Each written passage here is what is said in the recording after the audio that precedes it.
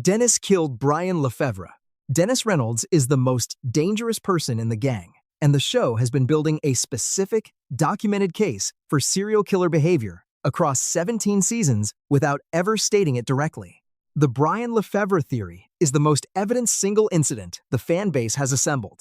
In the Season 8 episode Frank's Back in Business, the gang finds a wallet belonging to Brian Lefevre, a businessman who turns out to have been murdered behind Patty's Pub, stabbed to death by what witnesses describe as a crackhead. Dennis has a documented history of crack addiction dating to Season 2. His reaction to learning about Lefevre's death is not horror or even casual indifference, it is visible arousal.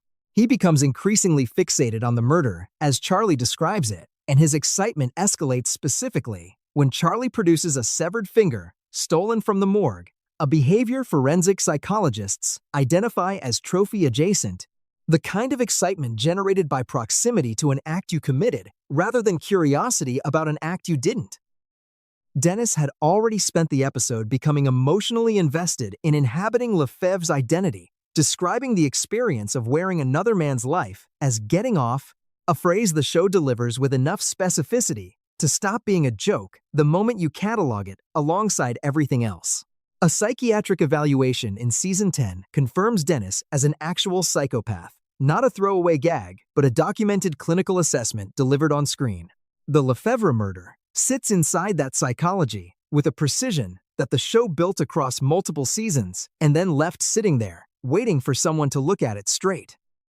The entire show is courtroom testimony. Every episode of It's Always Sunny in Philadelphia opens with a title card displaying the location, time, and day of the events about to unfold. The font is different from the show's main title font. It resembles a typewriter. The theory built around this specific visual choice, circulated widely across Reddit, and confirmed as one of the show's most structurally compelling fan interpretations, says these title cards are not a stylistic decision made by the production team. They are evidence labels.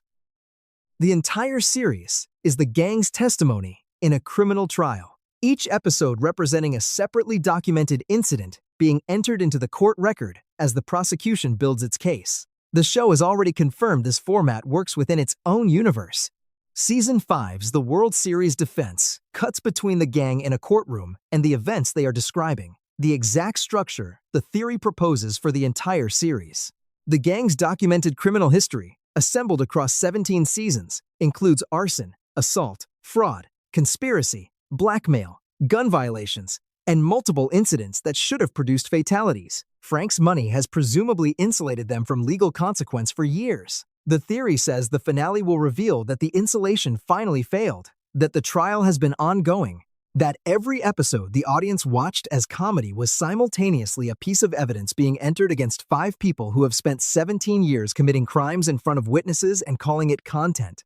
The parallel to Seinfeld's finale is not accidental. The shows mirror each other closely enough that fans have called It's Always Sunny the Seinfeld that never pretended to be nice. The ending, the theory says, was always going to be the same.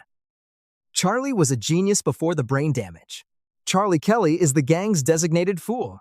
He eats cat food recreationally. He huffs glue and paint fumes as a leisure activity. He fails at almost every task that requires conventional cognitive function and succeeds at almost none of the things normal adults manage without effort. The show built his limitation as a running premise and mined it for comedy across 17 seasons.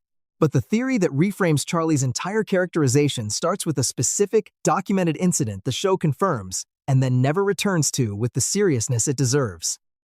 Dennis and Mac, attempting to build Charlie into an underground fighter, struck him repeatedly in the head during training sessions. The show treats this as a comedic training montage. The theory treats it as a traumatic brain injury with documented, sustained consequences. Track Charlie's cognitive function in the show's earliest episodes against his function in later seasons, and the deterioration is not subtle. Early Charlie displays moments of genuine competence the show later makes progressively rarer. His occasional bursts of unmistakable intelligence, the Charlie Work episode in which he runs a multi-layered health inspection operation while simultaneously managing the gang's chaos, his mastery of a complex fantasy role-playing game, his demonstrated piano skill, his accomplished illustration, all of these are the show accidentally showing you who Charlie was before Dennis hit him in the head often enough to matter. The genius was always there. The gang's cruelty produced the fool, and nobody in the bar, including Charlie, has ever connected those two facts directly. The Nightman Cometh is a confession. The Nightman Cometh is widely considered one of the greatest episodes in the show's entire run, a fully staged musical written and directed by Charlie, performed by the gang, featuring a plot about a boy visited at night by a menacing figure who comes for him while he sleeps. The show presents the musical as an elaborate, bizarre romantic gesture, Charlie's attempt to propose to the waitress using theatrical spectacle. The theory says the musical is simultaneously, and more importantly, the closest thing to a direct confession Charlie has ever been capable of making. The Nightman, a figure who enters a child's room at night without permission, who is associated specifically with violation and darkness, maps without significant interpretive effort onto Uncle Jack, a character the show introduces across multiple episodes in terms that strongly and consistently imply predatory behavior toward Charlie during his childhood. The show never states this directly. It circles the implication with enough consistency and enough specific detail that the implication stops being inferential and starts being structural. Charlie wrote every word of the musical. He insisted on directing it. He became controlling about details that seemed disproportionate to a bar-funded amateur production, the specific controlling investment of someone staging material that carries weight nobody else in the room fully understands. The gang treated The Nightman Cometh as another bizarre scheme. The theory says it was the one time Charlie put his actual history on a stage, dressed it in metaphor, and performed it for people who laughed because they never stopped to ask what he was really saying. Dee was medicated before the show started. Sweet Dee Reynolds holds a psychology degree from the University of Pennsylvania. She is, by any academic measure, the most formally educated person in the gang, trained in the field most relevant to understanding the dysfunction surrounding her daily. And yet she is by the show's later seasons as erratic, cruel, and self-destructive as any other member of the group. Her early scenes' relative groundedness, replaced by behavior, the show frames as character development, but that the theory reads as clinical deterioration. The theory begins with a specific reference the show makes and then leaves unexamined. Dee was institutionalized after setting her college roommate on fire, an incident referenced across multiple episodes as backstory rather than developed as the significant psychiatric event it actually represents. The theory says Dee's institutional period produced a supervised, medicated version of herself that was stable enough to earn a psychology degree and maintain enough functional normalcy to be recognizable as the show's relatively grounded female character in Season 1. When the show begins, Dee has recently left state supervision. She has lost access to the therapy and medication that produced the stable version. And across 17 seasons, without that support structure, she deteriorates in near-perfect parallel with every other brain-compromised, substance-affected member of the gang. Her psychology degree was not ironic casting. It was the show confirming that the most qualified person to understand what is happening to her and around her is also the one least positioned to access the help that understanding should have prompted her to seek. The carbon monoxide is poisoning everyone. The carbon monoxide detector at Patty's Pub has been going off for years. The show confirms this directly in Season 9, when it is revealed that Charlie has been turning the alarm off because the CO buildup is killing the rats in the bar's walls, a solution Charlie considers efficient rather than dangerous. The theory takes this confirmed detail and runs it against what is actually documented about long-term, low-level carbon monoxide exposure in enclosed spaces, progressive cognitive decline, increasing behavioral impulsivity, mood instability, paranoia, and a gradual erosion of the executive function that prevents most people from making the kinds of decisions this gang makes on a near-weekly basis. Track the gang from Season 1 to Season 17, and the behavioral deterioration is not subtle or explainable purely through comedic escalation. Dennis, already exhibiting disturbing tendencies in the early seasons, becomes progressively more disconnected from conventional moral reality. Mac's relationship with logic deteriorates to a point that goes beyond comedic stupidity into something that reads as genuine cognitive impairment. Frank, the oldest member of the group and therefore the most physiologically vulnerable to sustained exposure, undergoes the most dramatic personality collapse of anyone in the building. Charlie, who spends more time in the bar's back areas than anyone else and has been manually suppressing the CO alarm for years, shows the most sustained, progressive damage of any character in the group. The theory says the show built a unified biological explanation for its own tonal escalation and hid it inside a joke about rats that aired in season 9 and that nobody took seriously enough. Frank's money is the real villain. Frank Reynolds is the oldest member of the gang, the one with no prior history in the group before he arrived in season 2, the one whose connection to the others is the most circumstantial and the most dependent on what he provides rather than who he is. What he provides is money. Unlimited, apparently inexhaustible, never adequately sourced money that the show uses as a plot device and the theory treats as the gang's single most corrosive ongoing force.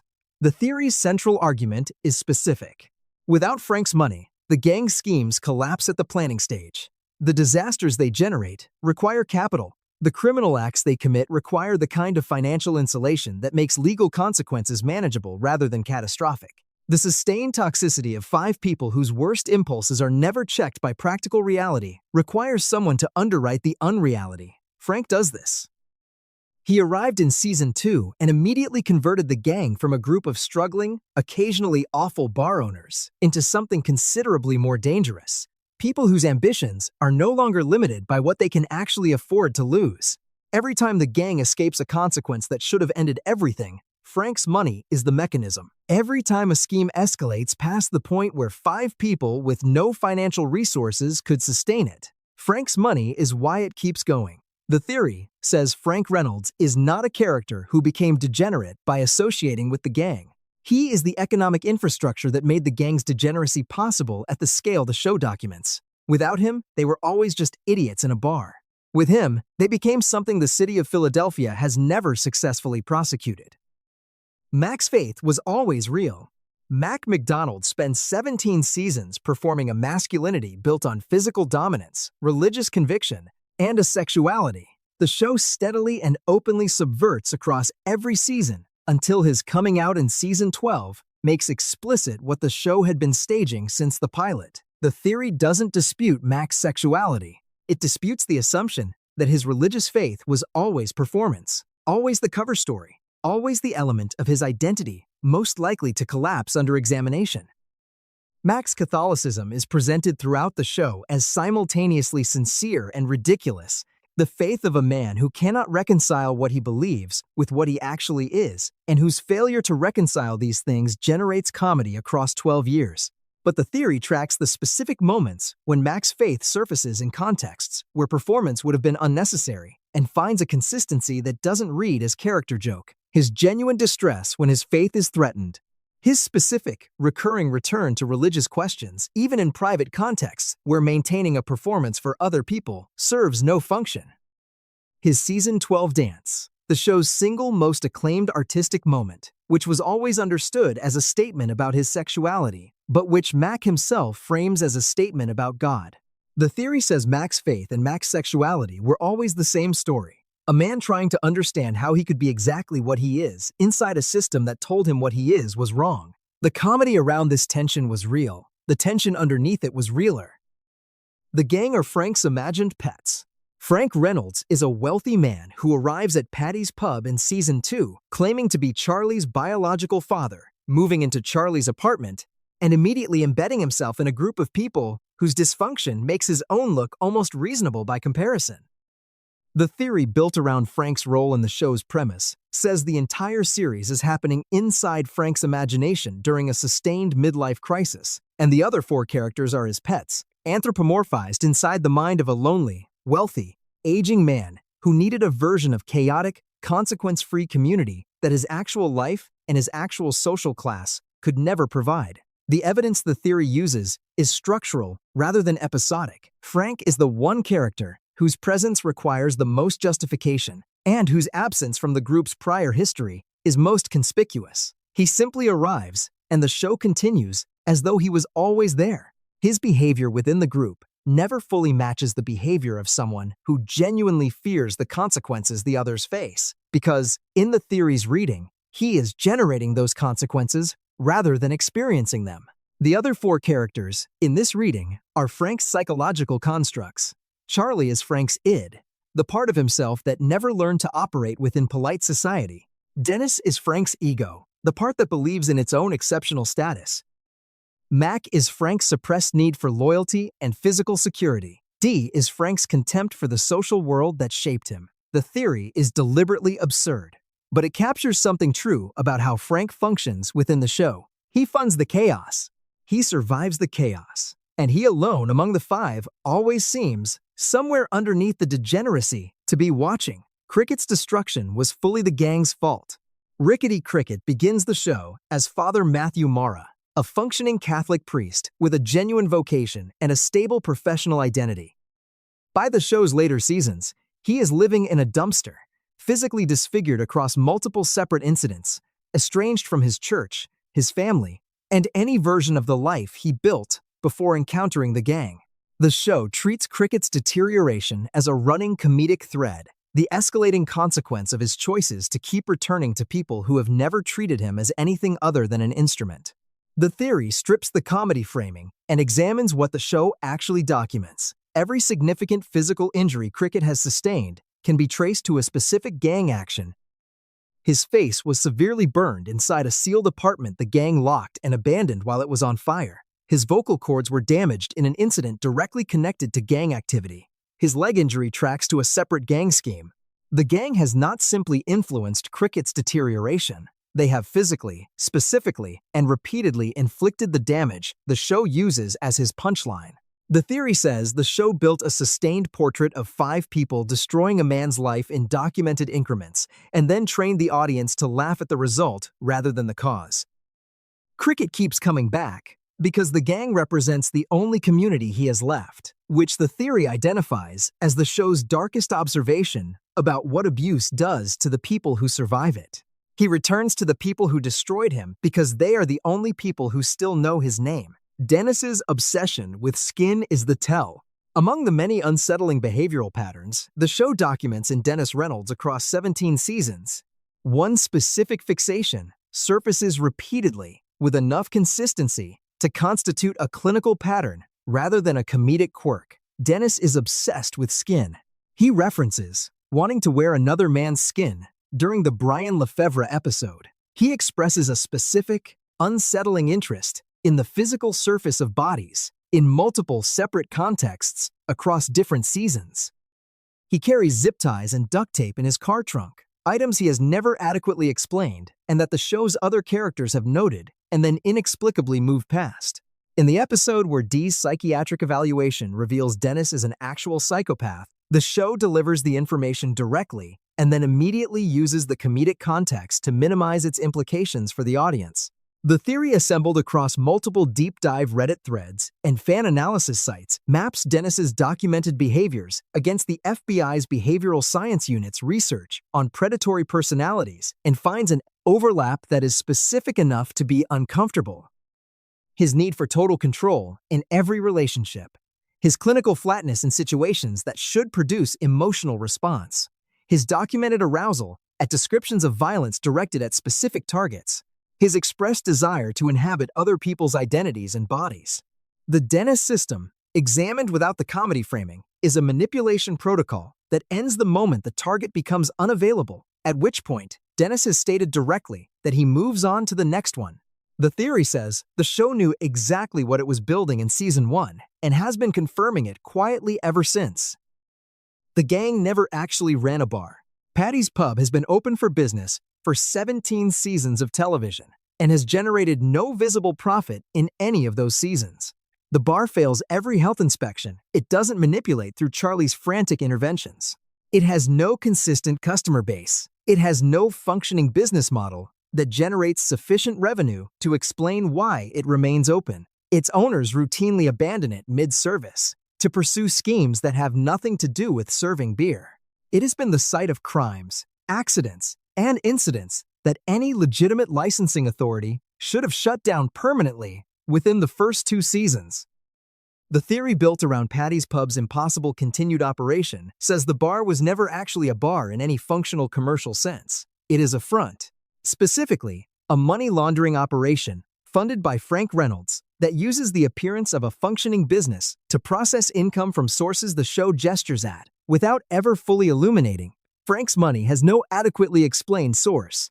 Frank's willingness to absorb every financial loss the bar generates without apparent concern makes no sense for a businessman of his stated acumen unless the losses themselves are the point. A business that consistently loses money and consistently requires cash injections from a wealthy backer with murky financial history and no apparent need for the business to actually succeed is the structural definition of a money laundering front. The bar's continued existence, despite every reason it should have closed, is the show's longest-running joke. The theory says the joke has a real answer. And the real answer is that Patty's Pub was never meant to make money from selling beer. Charlie is the show's Flowers for Algernon. Flowers for Algernon is the story of Charlie Gordon, a man with a cognitive disability whose intelligence is temporarily elevated through experimental procedure, who experiences a period of extraordinary capability and who then deteriorates back below his original baseline as the procedure fails. The show itself produced a direct parody of this story in an early season, demonstrating that the writing team was explicitly aware of the parallel they were constructing around Charlie Kelly. The theory says the parody was not accidental self-awareness, it was a confirmation. Charlie Kelly is Charlie Gordon, relocated to Philadelphia, his last name changed, his original history from New York replaced by a backstory, assembled from whatever fragments his deteriorating memory could reconstruct. The theory maps the specific details. At the end of Flowers for Algernon, Charlie moves away from New York specifically to start over somewhere nobody knows who he was before. He takes a cleaning job because cleaning is what he knew before the procedure and what he returned to after. He maintains relationships with people who play along with whatever version of himself he currently presents because they understand, without his knowledge, what he actually is. The show confirmed the parallel directly by staging it. Charlie kills rats in Patty's basement with a ferocity that the theory reads as grief. In the original story, Algernon is the mouse, whose intelligence was elevated and then failed before Charlie's own did. Charlie kills the rats because somewhere below the accessible level of his own memory, in a place the glue and the paint fumes and the brain damage can't quite reach, something in him remembers what the rats mean.